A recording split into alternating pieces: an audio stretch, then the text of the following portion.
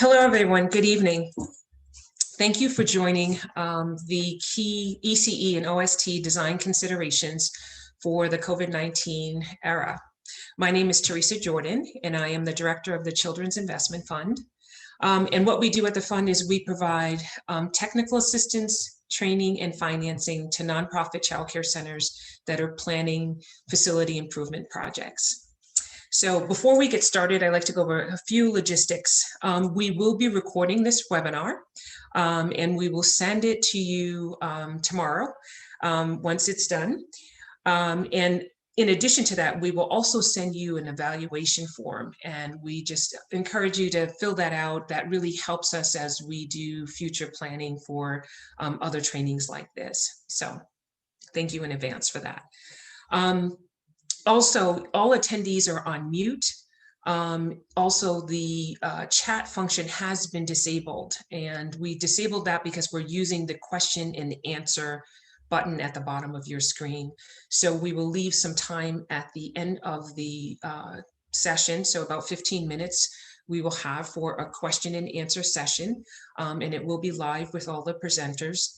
So we just ask that you hold off and send your questions as we go along, and we'll answer them at that point. Next slide, please. So we will hear from Karen Shirley and Mike Lindstrom from the architectural firm StudioMLA. And they will talk about, review some of the design considerations and modifications that you might consider for your spaces. And then we will hear from Peter Dussault, who is with WB Engineers. And Peter will talk about best practices for heating, ventilation, and air conditioning systems and air filtration. And as I mentioned, at the end, we will also have a question and answer session. So we know that many of you have been thinking about issues for many months in regards to the health and safety of the children and educators in your spaces. And so we hope that this session will actually be helpful to you with some of those design elements that we have and information about HVAC systems, heating, ventilation, and air conditioning. But please feel free at the end in the question and answer to add any solutions, to share any solutions that you may have already come up with in terms of your space. But before we move ahead, what I'd like to do is get a sense of who is at the training tonight. So we will launch a poll that will appear momentarily. And in the poll, we are just asking if you can tell us what organization you represent, whether you are a center-based, nonprofit, or center-based for-profit, whether you are a family child care provider or an other advocacy, policy, or nonprofit organization, or a consultant or other. And if you can fill that in, we'll give a few moments on that. And I'm seeing a note that says, oh, host and panelists can now vote. Okay. So hopefully you can all vote, and then I can let folks know who is on the call tonight.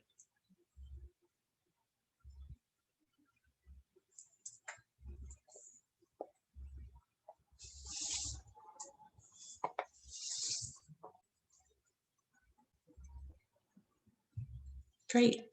Okay, so 64% are center-based nonprofits. About 9% are family childcare providers. Another 9% are advocates or nonprofits or other policy organizations. And 18% are consultants. Wonderful. Thank you. Thank you for doing that. Okay, next slide, please. So this webinar is being presented alongside the Early Education and Out of School Time Capital Fund, which is a funding program that will be, and I will talk about the funding that's available that will be, that you can apply to make for the capital improvements that you're making to your spaces. This year, the EEC, so we are in collaboration with, or partnership with the Department of Early Education and Care for the Early Education Out of School Time Capital Fund. EEOST is the acronym we use for that. So together we have modified the EEOST program so that it could help more providers this year. And by modifying the program, we are actually targeting the grant program for smaller grants. And those grants range between $100,000 and $250,000. And they can be used for the three categories that you see on the screen here. The first category would be for, the grants can be used for capital improvements to comply with COVID-19 health and safety measures. That can be, that you need an upgrade to your HVAC system, or a new HVAC system, or new windows, or portable air filters in each classroom, things of that nature. The second category are emergency repairs that impact the health and safety. And that can be a roof replacement, or an upgrade to the electrical system, sprinkler system, upgrades to your security system, or a brand new security system. And then the last category are, it can be used for physical environment modifications that address accessibility. So that would be, things like a mobility ramp that may not be in operation right now because it doesn't meet code. You can use the grant for that, or an upgrade to your elevator. I should also note that it doesn't have to be one or the other of these categories. It could be all three, that you have something from each category that's necessary to improve your space during this period. Okay. In terms of eligibility, center-based programs that are EEC licensed, early ed, or out of school time, programs that serve children that serve families, at least 50% of the families that are served in your program are low-income families. Okay. In terms of the materials for the EEOST program, they can be found on the COMBI's website that you see here. More information is also posted on our website as well, and that's listed here. And then you should note that the applications are due in a few weeks, so they're due on December 10th at 4 p.m. So the modifications that we will highlight in this webinar are eligible costs that the EEOST program can potentially cover during this round. So we will go through a number of elements, and all of those things are, should be covered. So it's with this lens that we offer this information, but we realize that if you are a for-profit organization, or you don't serve at least 50% low-income families, we still think you're in the right place. We think that, and we hope this webinar will be helpful to you as you try to create the healthiest environment for young children. So at this point, I will turn it over to StudioMLA to introduce themselves and begin the presentation. Thank you.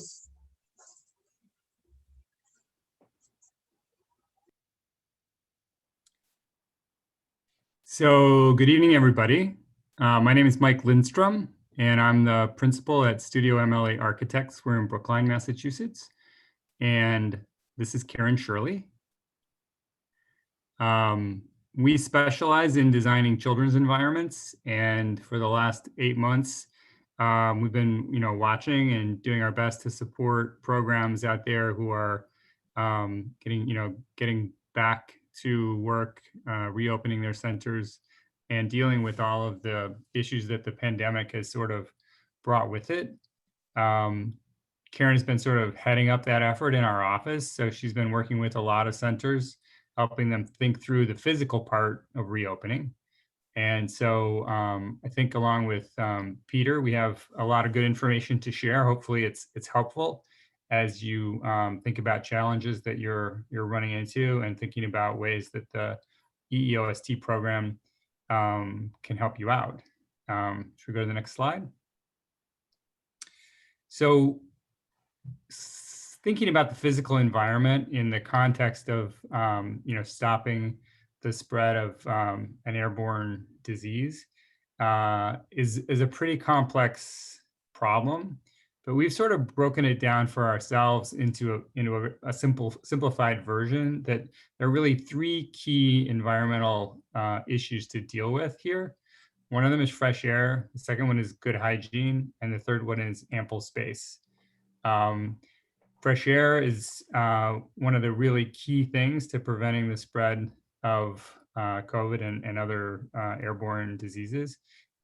Just having enough fresh air makes all the difference in the world. Obviously, Peter is going to talk a lot more about this in the HVAC and engineering section.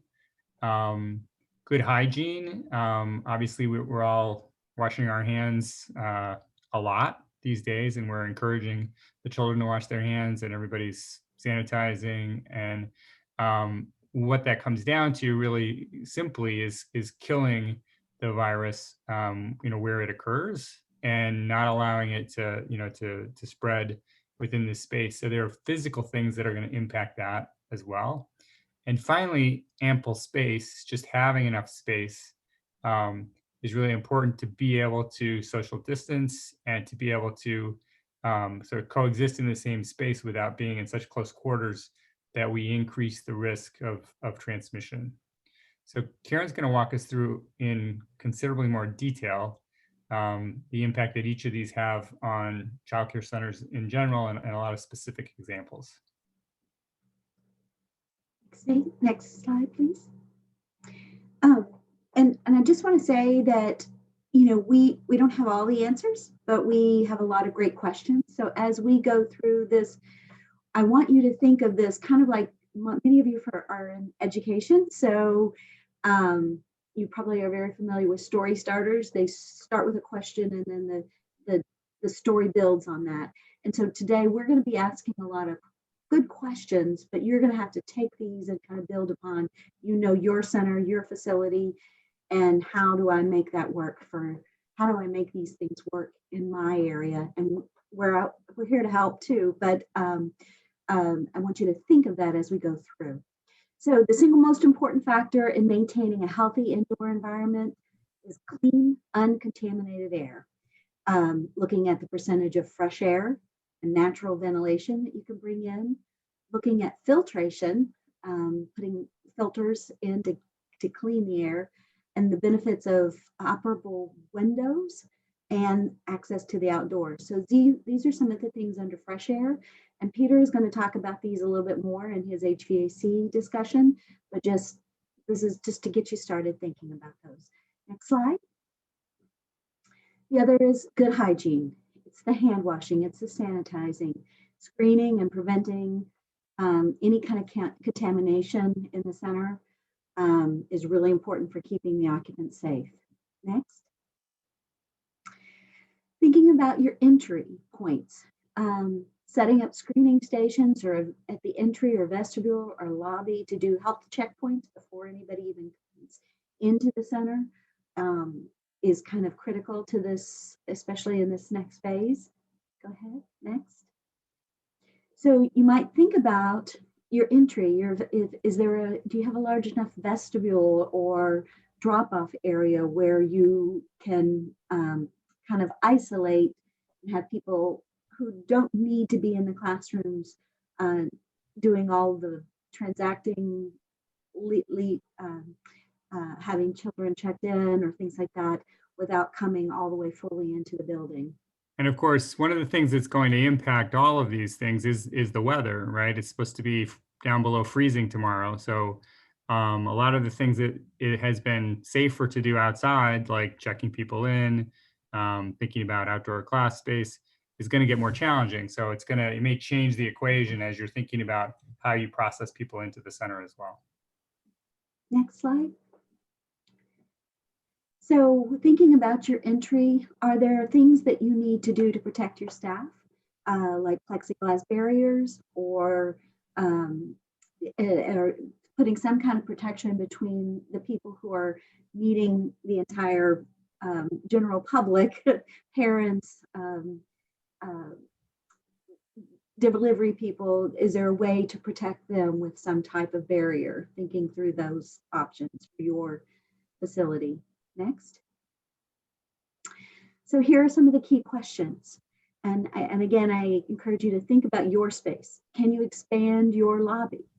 Can you use other doors? I had a person who shared a corridor with another public business, and was really concerned about how to separate that space. And I said, well, what are all these doors and the other doors in the classroom? Will they go out to the playground?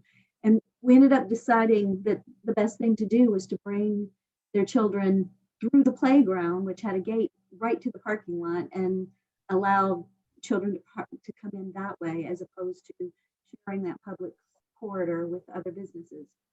Can you do screening outside? What will you do during the winter months if you do screening outside? Can you build or expand a vestibule for screening and hand washing? So thinking about your area at the front, and is there any way to create hand washing there before a child even comes into the space or into the classroom? Is there a container or a secured space to have deliveries from outside vendors left outside of the lobby for contactless delivery, so that you can kind of at the end of the day sanitize everything that's coming in, and it stays there and doesn't interact with your people at your front desk? If parents are not coming into the space, is there technology at the door to reach someone within the center, like a doorbell or a speaker system or a phone, or some way of contacting either the front desk or a classroom near the entry, so that somebody could have that communication avenue during the day if they come at a non-peak drop-off or pickup time? And potentially each of these bullet point questions represents, something you could physically do to improve the process of having people come in and out of your center and make it safer, and which could, very much be eligible for the EEOST grant. So access to hand washing. You definitely want to have access on entering the building and the classroom. You want to have sinks convenient to food prep and diapering, and toilets, and outdoor hand washing as well, if it's possible. There's a couple of ways to look at that. Our typical fashion is we have sinks that have plumbed into the wall, and you have to go to that sink, either which is affixed somewhere permanently to the wall. But there are such things as these portable sinks that can be rolled out into the corridor, rolled into a vestibule, rolled out to the playground, different ways of utilizing that to get additional hand washing opportunities to cut down on the contamination coming into the center.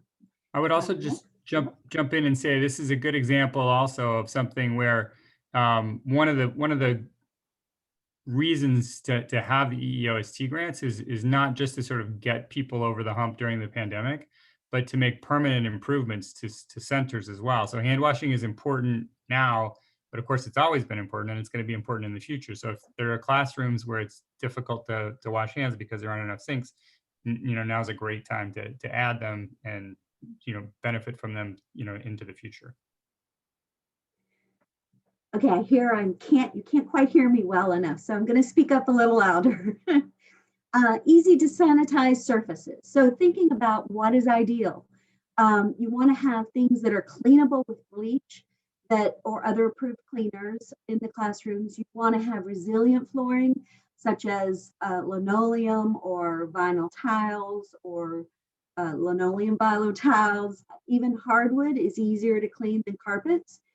You want to look at areas for like countertops and other wet areas using some kind of a non-porous solid surface, so that you are able to attack that several times a day with bleach or other cleaners.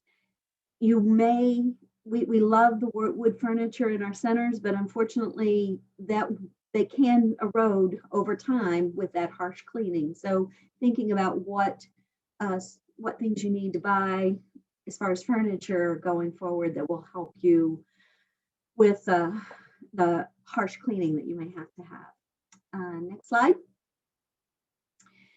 So think about your laundry and your sanitizing facilities. You want to be able to have the capability to wash staff smocks and other linens, any type of crib sheets or cot sheets that are being utilized in the center. Also consider if a commercial sanitizer is needed for toys and dishes. There's several of those on the market. Next slide.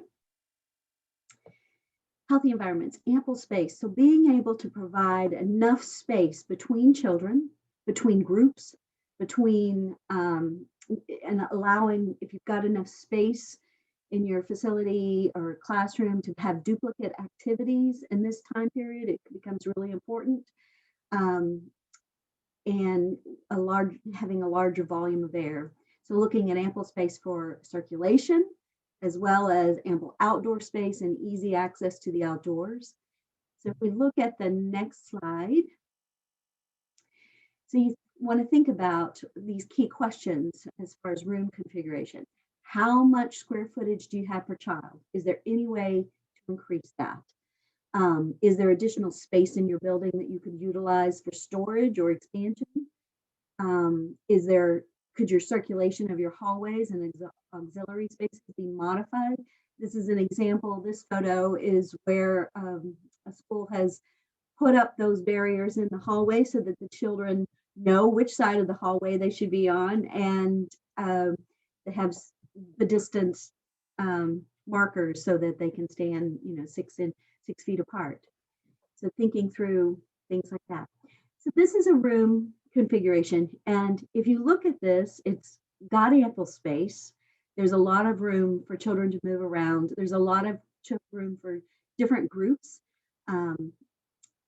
There's a slide. Yeah, there we go. There's an area over to the right where 1 or 2 children could be at least 6 feet apart. There's an area at the back where children could be engaged in different activities and have a significant distance. And then there's an area at the front.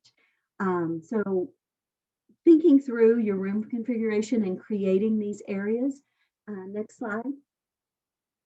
You can even use some kind of physical barriers like community playthings, and other vendors have plastic panels and barriers that you can set up to create these zones within the classroom, trying to create as many different zones to allow as much separation as possible from the different activities that are happening during the day is helpful. Next. So thinking about individual desk, the child on the right is at a high chair, a low high chair. That can be used if you have, at least enough for half of your capacity. It can be used to keep the kids separated during meal times, but it can also be activities, coloring or a Play-Doh activity or something like that, where you can keep some children physically separated from each other. If you already have tables and chairs, and there are other ways by using something like these plexiglass dividers to kind of separate your children into zones and keep those barriers between them. Next. Thinking about your outdoor space. Do you have some type of structure for shade? Do you have structures for rain? Are there opportunities for you to do more activities outside? Next slide. Where you have some covered outdoor space like this. It can be a permanent structure like this, or it could be, next slide. Oh, also keeping the separate play spaces by age group. The next slide. You also can think about during this time period, do you need some canopies or tents, open air tents like this that will allow some activities to happen outside? So how can you maximize your time outdoors? What would best facilitate that? Do you need tents or tables for snack time or more play equipment? Are there repairs or upgrades to your play space that you've been meaning to make? Well, this is the time. How might you modify your outdoor time during the winter? And Mike, you wanted to... So we've gotten questions about, to what extent can people modify sort of outdoor spaces to make them, more comfortable and more habitable during the cold weather. And I think the guidance we've been giving people is that if it, sort of looks like a tent and can be heated and feels very temporary, and you and your licensor are comfortable with it, then I think it's probably okay. If it starts to feel more like a building, then there's a couple of things that you should watch out for. One is, if it's really going to be almost fully enclosed, then a lot of the benefits of being in the open air go away, right? Because you're not really getting that same fresh air benefit. And if it really starts to have solid walls and heating and electricity and things like that, then I think you really need to consult your local building department as well, just in terms of their rules and regulations around what constitutes a temporary building versus a permanent structure, and probably get the advice of a design professional in terms of moving forward, especially before you invest too much time and energy in something that it may not be permitted where you are.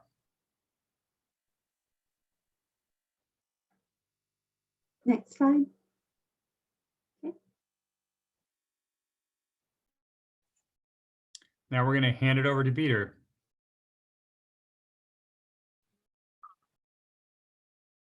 Thanks, guys. Appreciate it. Thanks, everyone, for joining. Again, my name is Peter Dussault, and I'm with WB Engineers. I'm an HVAC engineer by trade, and I'm going to run you through a couple of items that hopefully can be helpful. Let's go to the perfect. So what I'd like to do first is let everyone know where the recommendations that we're coming up with came from. The basis of them stem from ASHRAE, which is the American Society of Heating, Refrigeration, and Air Conditioning Engineers. For HVAC engineers, this is the basis for most of our designs. It's our industry standard, and this is where we go. Other input that we got was from the CDC. They've been providing lots of different information, and we've digested that, along with something that was very, very helpful. The Harvard School of Public Health has come out with some guidelines, especially for childcare facilities. It's a large document, a lot of information. So what I tried to do is try to go through it and take out the HVAC related items and try to simplify them as best I can. So maybe at the end of this, we'll find out how well we did. Next slide, please. So just to give you really a super high level here, there's in two things.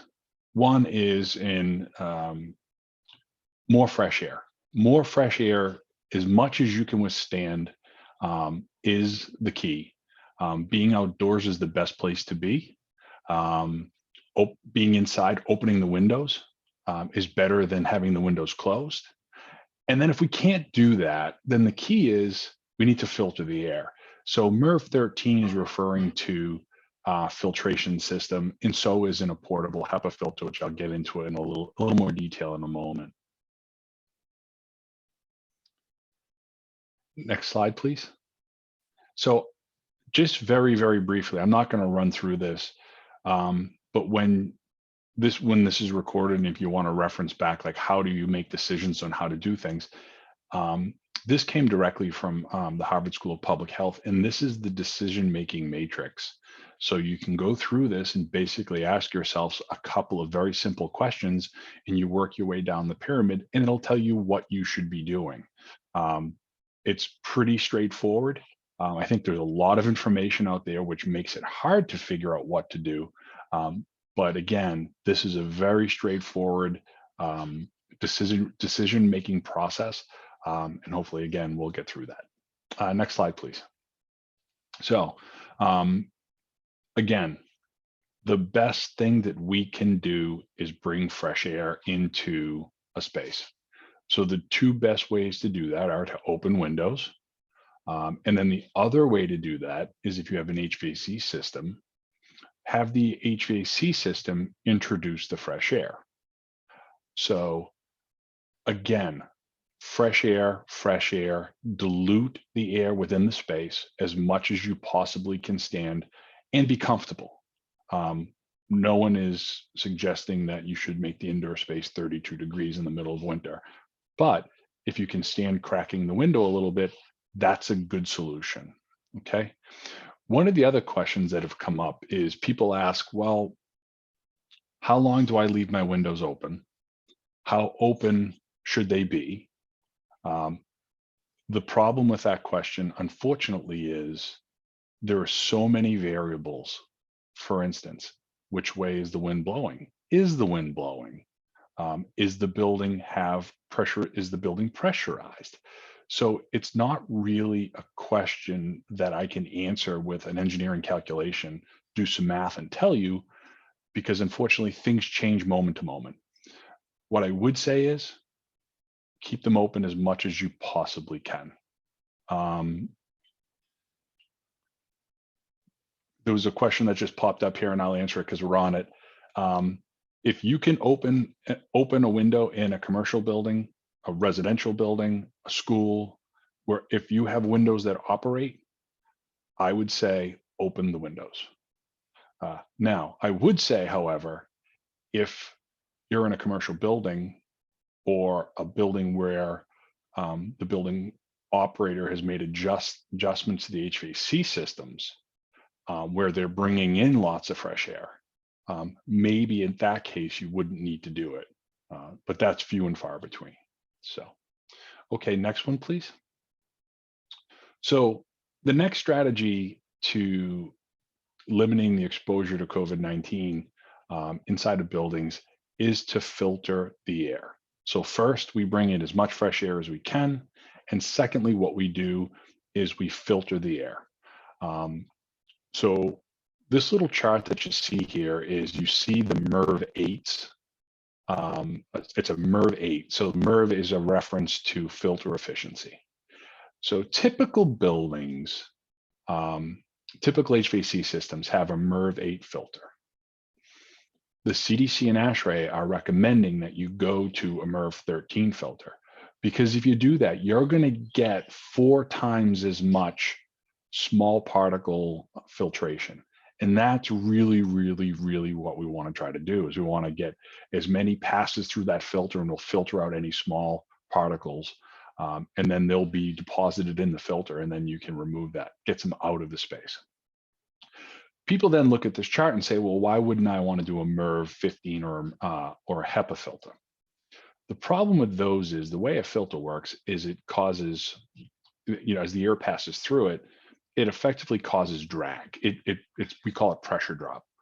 So typical HVAC systems cannot accommodate a MERV 15 or a HEPA filter in the HVAC system itself. You'll get less airflow. It could cause problems with the equipment operation, and it could actually cause equipment failure.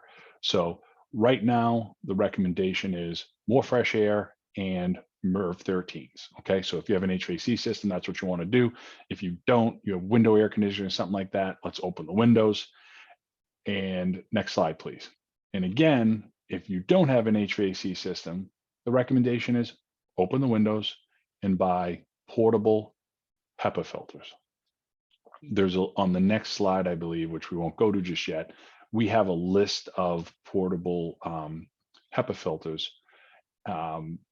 And there's, I believe, some costing and things like that. Would love to tell you that these are all available, but we don't know. On a day-to-day basis, we're finding some are available, some aren't. But in general, those are good rules of thumb on what you should be looking for. So if you don't have an HVAC system, you're going to open your windows. And then what we recommend is you put in portable air cleaners, HEPA filters. That's what that is showing right now, right here. These are typically about the size maybe of a dehumidifier that you might use in your basement, something a little bit smaller. They're sized by room size. So you figure out what the area of the room is, and then what you do is you go and you pick the appropriate portable air cleaner. These run, each one of them runs, you'd need one for each room. These run somewhere in the neighborhood of $400 to $800, depending upon the size. Okay. Couple of things that we would want to touch base on is noise. Noise can be an issue with portable air cleaners. So the recommendation is try to find one with a noise rating of less than 50 dBA. The ones that we've listed, we've kind of vetted already. Those are relatively quiet. So those are good solutions. And something I'll touch on in a moment is skip any type of accessories or extra features. There's not a lot of benefit. So some of those things, which I'll touch on in a minute, very, very briefly, are UV lights, ionization, electronic air cleaners. Here's our thought. HEPA filters are filtering out in the 90% of virus-sized particles. So if they're already in the filter, why do you want to then kill them? They're going to die there anyways. What it would really be doing is it would be helping keep the operator, whoever replaces the filter in these air cleaners, safe, but they typically double the cost. So what we've been recommending is we'd recommend buy more portable HEPA filters. Have more of them because you're going to get more air to pass through them. So if you have available funds and you want to be extra safe, instead of putting accessories like UV, ionization, electronic air cleaning inside of these, buy another one. You'll get much more benefit. Okay, next slide, please. So here's a couple of different ones that we've identified. You can see the pricing based on square footage. Some folks may have heard that there's been a lot of conversation with the public school system, and what the public school system has been trying to achieve within the public schools is a air change rate of 4. And you can see here in one of the columns, you get the air change rate. So these are good solutions. For instance, if you were to look at the Blue Air Classic 605, it only has 3.3 air changes. So if you used it for a 600 to 700 square foot room, you would then be able to get the 4 air changes. So there's a couple of different ways to go about that. Next slide, please. So these are the things that these are the accessories that I referred to a little while ago with the portable HEPA filters. What I just want everyone to understand is the first two, the photocatalytic oxidation, the ionization. There's other air cleaners that use hydrogen peroxide. There's also a few other technologies are out there. What we would warn everyone is, 1, they're expensive. 2, especially the photocatalytic oxidation and the ionization systems, the technology is very young and there's not a lot of long-term studies that have been done to identify if they could impact the occupants in the room. There's differing opinions. Some people believe that if you are susceptible to upper respiratory issues, things like that, these could be an irritant to you.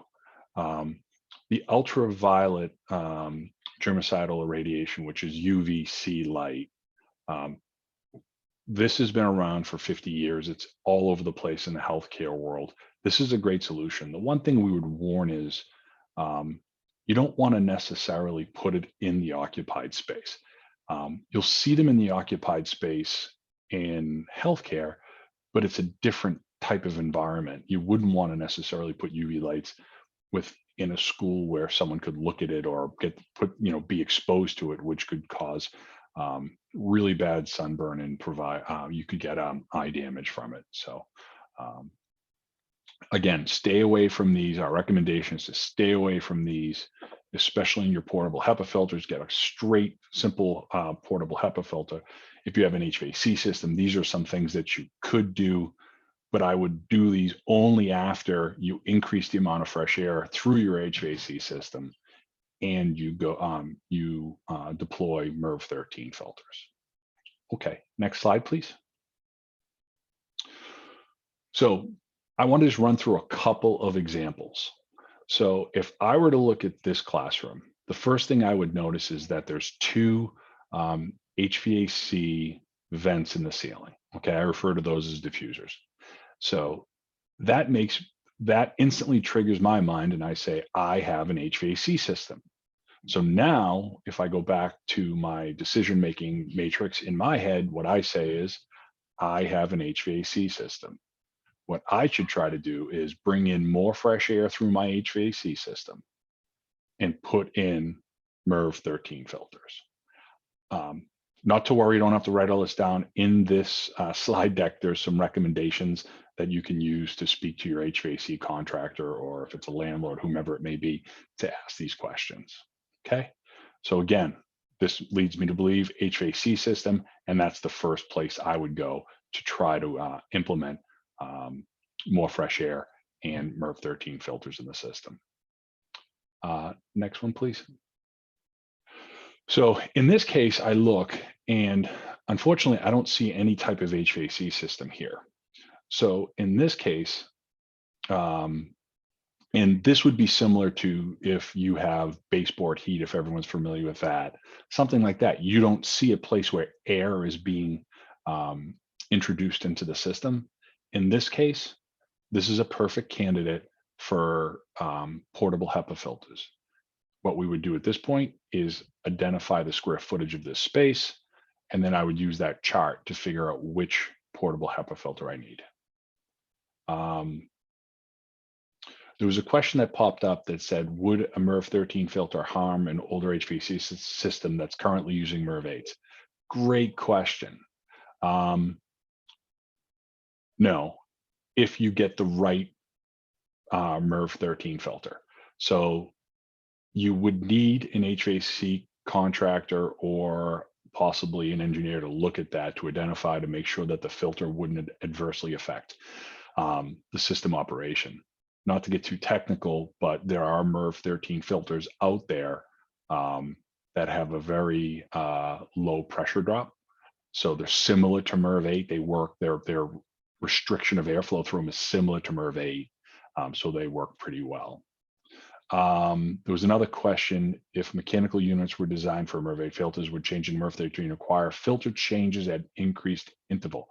Another great question. The answer to that question is probably yes. So if you're currently replacing filters quarterly, you may have to do that now every 2 months. The only way to know that is really to have those filters inspected and checked. It is important to do that.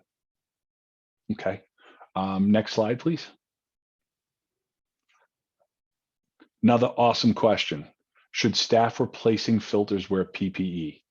Yes, 100%. Whether it's in an HVAC system, whether it's in a portable HEPA filter, you don't know what is in those filters. And when you pull them out, what happens is you're going to have dust. And in that dust, there could be something, some pathogen, could be COVID, could be something else. So we 100% recommend PPE if you're servicing HEPA filters, HVAC systems, anything like that. All right, so here's a third case. So if we look along the wall, we see that there's 3 windows here. And in the middle window, what you see is a window air conditioning unit. Unfortunately, window air conditioning units really don't have an ability to introduce fresh air into the space. So there's a couple of things that I would recommend here. If this is the room I was looking at, one, I would say, hey, whenever we can, let's get those windows open, okay? And let's do it as much as we possibly can. 2, if all of a sudden it's the middle of winter, or let me take that back. If we can't keep the windows open, then let's get portable HEPA filters into this space. And then what I also recommend is, as much as you can bear, we're not suggesting that kids should be in snowsuits inside of the facility, but if you can keep the window cracked just a bit, the benefits are astronomical. So what we'd recommend is you crack the window. If you just can't bear it anymore, you can close the windows, but keeping those windows open is huge. That coupled with with portable HEPA filters within this space, and you've met the requirements and the recommendations of the CDC and ASHRAE.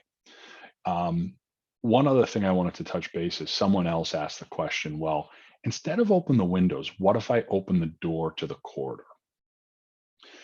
So the answer to that question is that may work, but you really have to understand how the corridor is connected to the outdoors. So if the door to the outside is open and then you have a door open, yeah, that might help. But again, having a direct contact to the outdoors is the best way, because what we want to do is if there's someone sick within the space and they're breathing and sneezing, what we want to do is dilute the air.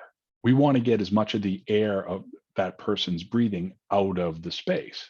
One of the best ways to do that is to constantly be introducing fresh air, because it's going to displace the air that that person may have been breathing. And if we keep constantly turning it over, we have a situation where we're going to get the air about as clean as we can. Okay, next slide, please. So here's those items that if you do have an HVAC system, these are the questions that you should ask your HVAC technician, ask your landlord, ask whomever is responsible for the HVAC system within your building. And these are the things that we recommend. We want how much air is coming in? Can I have more? What type of filters? Are they MERV 13? Can we have MERV 13? These are the questions that if you're armed with, you're asking the right questions, okay? Next slide, please. So again, I'll go back to, we've done a lot of work with the public schools, a few of the public school systems, and based on based on the teachers union, there was requests that ventilation studies be done within buildings, making sure that there's basically fresh air and MERV 13 filters. So you could have a design professional, an engineer, come, you look, we would basically, what we do is just the decision matrix that I walked through earlier. We go in, we look at the classroom by classroom. We identify if there's an HVAC system. If there is, we then try to identify if we can put MERV 13 filters in and get more fresh air through the system. If the answer is no, then we hope that there's windows, and also we recommend that portable HEPA filters be deployed there.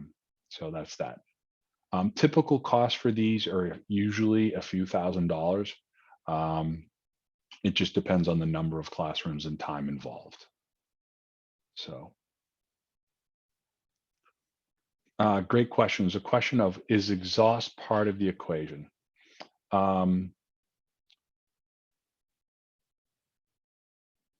The answer is yes, definitely exhaust helps.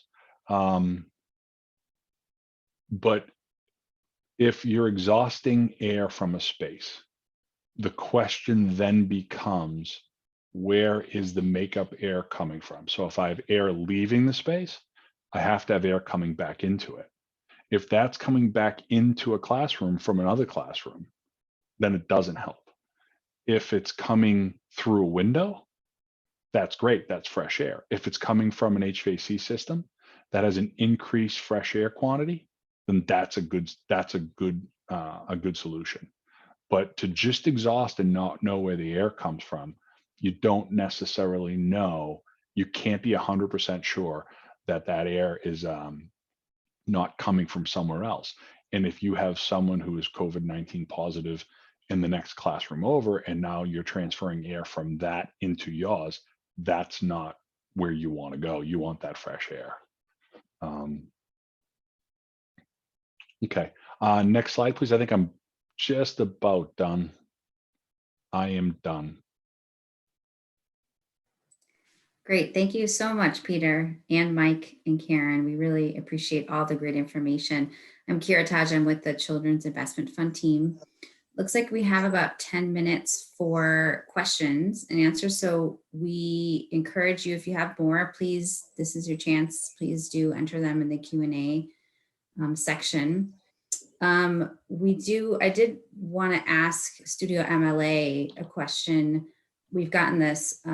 What design challenges or best practices do you think will outlast COVID? So in other words, what have we learned from this period that is just going to hopefully become a best practice, or that you think is something that will outlast? Well, I'll list a couple of things and then Karen can jump in. I certainly think for centers that have classrooms that don't have direct access to toilet facilities or hand washing sinks, that being able to invest in putting sinks in classrooms and making it easier for teachers, to supervise without leaving the classroom to take children down the hall or things like that. Certainly, that's a kind of a no-brainer. If that can be funded as a COVID improvement, then that's a big benefit down the road as well. I also think, and this goes a little bit to a lot of the slides that Peter was showing, I think it's worth looking to see if in rooms that have very little contact with the outside, few doors and windows to the outside, if there's a wall that when you walk around it, you're outside, there may be an opportunity to add a window or to enlarge a window or to make a fixed window operable. And so I think things like that will certainly help you in the long run. Karen, did you think of anything else? No, I think you've kind of covered it. So.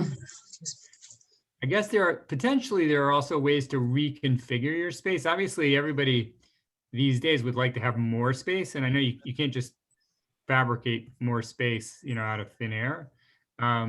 But there may be times when there's a space that isn't usable really by your program because it's got, let's just say it's got old unused mechanical equipment, or it's a storage room that's full of stuff that you haven't really touched in a long time. And it's adjacent to a classroom. Maybe there's a way to knock down a wall and incorporate that into your classroom, so that, down the road, that's always going to benefit you in terms of just having, better space. I think the other things, some of the things that Karen mentioned, like communication from the front door to the director's office or inside, for example, that's not just a benefit in terms of now when you're asking parents to stagger their arrival and to come pick up children at the front door, but that's also it's a security enhancement going forward too. So you can, lock the door and know who's coming in. So I think there's a lot of things like that could be really good long-term. I think one of the things that we realize is that good design for COVID is, in a lot of ways aligns almost 100% with just good design in general. Fresh air, surfaces that are easy to sanitize. Obviously, if you've got a room that's carpeted with old carpet, now's the time to fix that, and that's going to give you a long-term benefit, right? And then adequate space. Also, if you can make your outdoor space more usable, so you can encourage children to be outside, teachers and children to be outside for longer periods of time, that's healthier. And so I think that's a really great use of that kind of investment as well. Yeah, I see your question, Heather. Do touchless sinks and toilets really work for long term? They do have some components that may break more quickly, but some of them now are pretty good and will last a fairly long term. Also, the countertops better to resist germs and keep clean. You really want to think about if you're taking out a countertop instead of maybe a plastic laminate, which will over time the laminate will delaminate and water can get under there and infiltrate it and stuff. When you're hitting it a lot with water and bleach and cleaning solutions, instead you may want to consider what we call solid surfacing. Some people call it Corian, but Corian's just a brand. But there are a lot of different brands like Wilson Art and some others have it that allow you to, it's rock hard so that nothing penetrates it. It's easier to clean and it's easier to maintain it for long term. Great, thanks Karen and Mike. Here's a question for Peter. Could you just explain what the air exchange rate really means? So we saw the portable filters have a range of between 3 and 5. What does that actually mean? And is there a big difference between, say, 3 and 4? So the air exchange rate is, if you think about a classroom as in if the air was a block of air. If you physically took it and moved it out of the room, and you did that 4 times, and you basically brought in, every time you moved it out, you brought in a brand new fresh block of air, that's your exchange rate. It's the amount of times the air in the room is passing through the HEPA filter. So you wanna, if you can get to 20, that's great. But obviously we have, you would have so much HEPA filter in there with all these fans running, you wouldn't be able to talk. So what the CDC and the Harvard School of Public Health have come up with, if they've recommended 4 as a good design practice. If you can only get to 3, it's not a bad thing if you can couple that with more fresh air. So again, if you think about it, it's the amount of times the air within the room is going to pass through the HEPA filter. So the more times it passes through, the more opportunity you have to remove any virus-sized particles. So more is better. Peter. So I think those are the questions that we had, unless any of the panelists have anything else to add that they wanted to say before we turned over to Teresa. All right. Great. Well, thanks everyone for those questions. I think those were really great questions, and I want to thank Peter and Karen and Mike for joining us tonight, and thank all of you for being here. If you have any additional questions about the EEOST program, if you're planning to apply and there are questions that you have regarding your project, we are here to answer any of those. So our email address is on the screen. And if we can't answer the question, if it is something that you need a professional consultant to answer, we will refer you to Karen, Peter, or Mike to answer that question. As we mentioned, and I know there was a question in the chat in regards to, in the Q&A, in regards to a copy of the presentation. We will email you a copy of the presentation of this recording along with the evaluation. So if you can send that back to us, and we'll do that over the next day or so. So you should get that information. But if there's nothing else from any of the panelists, I'd like to say thank you again and have a good evening. Thank you. Thanks, everyone. Thanks, everybody. Good to see you. Thanks.